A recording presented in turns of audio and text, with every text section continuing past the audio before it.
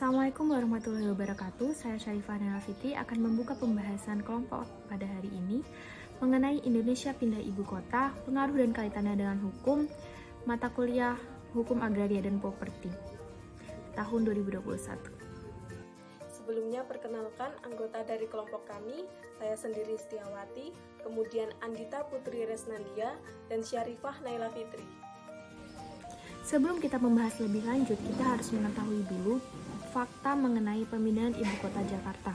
Anggaran yang dihabiskan untuk memindahkan ibu kota dari Jakarta ke Kalimantan Timur itu sampai 490 triliun rupiah.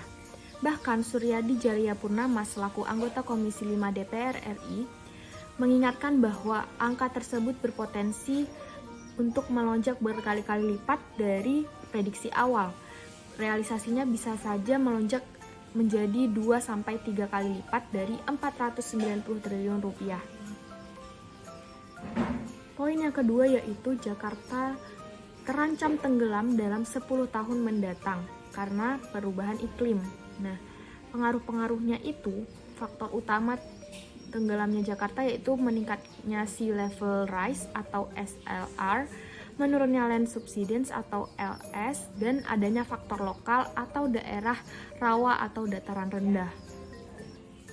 Poin ketiga adalah Jakarta merupakan ibu kota yang padat penduduk. Dengan luas wilayah hanya 664 km persegi dan jumlah penduduk melebihi 11 juta jiwa, maka kepadatan penduduk di Jakarta itu mencapai 16.937 jiwa per kilometer persegi. Dengan dipindahkannya ibu kota negara dari Jakarta ke Kalimantan Timur, tentu saja hal ini akan dapat banyak menimbulkan dampak bagi Jakarta sendiri, baik secara negatif maupun positif.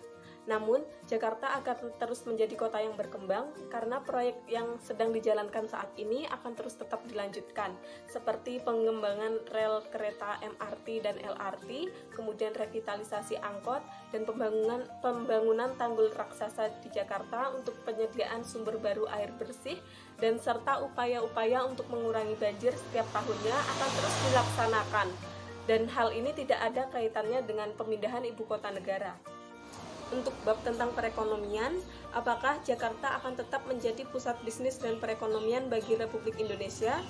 Hal ini akan terus tetap diperbincangkan karena pada pasal 5 ayat 1 Undang-Undang Nomor 23 Tahun 1999 disebutkan bahwa Bank Indonesia itu berada di Ibu Kota Negara Republik Indonesia. Jadi kalau Jakarta sudah bukan menjadi pusat perekonomian lagi, tapi Jakarta akan terus tetap menjadi kota yang berkembang dan terus maju dengan pembangunan infrastruktur yang terus-menerus.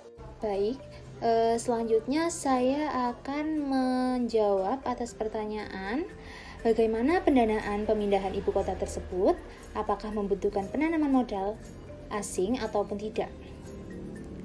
Jadi, untuk pendanaan pemindahan ibu kota negara baru ini membutuhkan biaya yang bisa dibilang fantastis. Upaya untuk memulai konstruksi total perkiraan harganya mencapai sekitar 34 miliar dolar atau jika dirupiahkan hampir 490 triliun rupiah. Perkiraan pembiayaan untuk pembangunan ibu kota negara baru ini tidak semata-mata hanya mengandalkan APBN saja. Namun untuk pembiayaannya sendiri dibagi menjadi 3 sumber.